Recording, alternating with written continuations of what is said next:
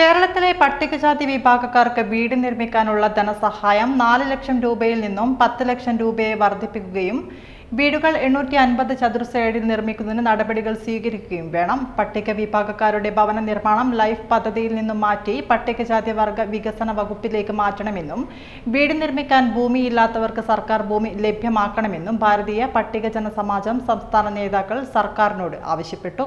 നിലവിൽ 4 ലക്ഷം രൂപയാണ് സർക്കാരിന്റെ ധനസഹായം. മറ്റ് സംസ്ഥാനങ്ങളെ അപേക്ഷിച്ച് നിർമ്മാണത്തിന് ആവശ്യമായ സാധന സാമഗ്രികളുടെ വില വർധനവും ഉയർന്ന പണിക്കൂലിയും ദരിദ്രരായ ഈ വിഭാഗങ്ങൾക്ക് താങ്ങാനാകുന്നതല്ല.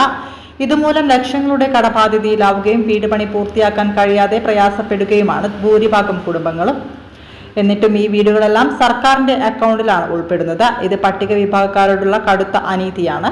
സാമൂഹിക നീതി നിർവ്വഹണത്തിന് കേരളത്തിൽ ജാതി സെൻസസ് നടപ്പിലാക്കാനും സ്വകാര്യ മേഖലയിൽ സംവരണം ഉറപ്പുവരുത്തുവാനും സർക്കാർ തയ്യാറാവണം. സർക്കാർ ഖജനാവിൽ നിന്ന് ശമ്പളം നൽകുന്ന എയ്ഡഡ് മേഖലയിൽ ജനസംഖ്യാനുപാതിക സംവരണം നടപ്പിലാക്കാൻ നിയമനം PSCക്ക് വിടണമെന്നും വരുമാന പരിധിയില്ലാതെ മുഴുവൻ കുട്ടികൾക്കും ഗ്രാന്റ്സ് ലഭ്യമാക്കണമെന്നും നേതാക്കൾ ആവശ്യപ്പെട്ടു. സമാജത്തിന്റെ 33ാമത് സംസ്ഥാന കൺവെൻഷൻ 2025 ഏപ്രിൽ 20 ഞായറാഴ്ച കണ്ണൂർ പി പൊക്കൻ മാസ്റ്റർ നഗറിൽ നടക്കും. നിങ്ങൾ സമരം ചെയ്യേണ്ടത്. ഞങ്ങൾക്ക് പറയാനുള്ളത്, ഉന്നത വിദ്യാഭ്യാസ രംഗത്ത് പഠിക്കുന്ന കുട്ടികളുടെ ഫണ്ട് വകമാറ്റി ചെലവഴിച്ച ഡയറക്ടർ ജനറൽ ഓഫ് എഡ്യൂക്കേഷൻ, ആ ഫണ്ട് അവർ ദുർവിനിയോഗം ചെയ്തപ്പോൾ ഞങ്ങളുടെ കുട്ടികളുടെ പഠനമാണ് അവിടെ നിലയ്ക്കപ്പെട്ടത്. പല കുട്ടികളും വൈകുന്നേരങ്ങളിൽ പഠനം കഴിഞ്ഞിട്ട് തട്ടുകടകളിൽ ജോലി ചെയ്യുന്നുണ്ട്. ശനി ഞായർ ദിവസങ്ങളിൽ കോൺക്രീറ്റ് പണിക്ക് പോകുന്നുണ്ട്.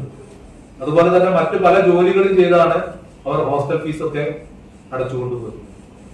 എന്നിട്ടും പഠനം തുടരാൻ കഴിയാതെ വന്നപ്പോഴാണ് അവർ പഠനം നിർത്തിപ്പോയിട്ടത്. അപ്പൊ കേന്ദ്ര ഗവൺമെന്റിനോടും കേരള ഗവൺമെന്റിനോടും ഞങ്ങൾക്ക് പറയാനുള്ളത്, ഉന്നത വിദ്യാഭ്യാസ രംഗത്ത് യാതൊരു മാനദണ്ഡവുമില്ല. സാമ്പത്തികമായ 2.5 ലക്ഷത്തിന്റെ മാനദണ്ഡമില്ലാതെ മുൻ വർഷങ്ങളിൽ ഞങ്ങൾക്ക് എങ്ങനെയാണോ ഈ ഗ്രാന്റ് ലഭിച്ചിരുന്നത്, അത് മാതൃകയിൽ യാതൊരു സാമ്പത്തിക മാനദണ്ഡവും ഇല്ലാതെ മുഴുവൻ കുട്ടികൾക്കും ഉന്നത വിദ്യാഭ്യാസം മുന്നോട്ട് കൊണ്ടുപോകാനുള്ള grants, grant, stipend, scholarship, fellowship ഇത് അടിയന്തരമായി തരണം.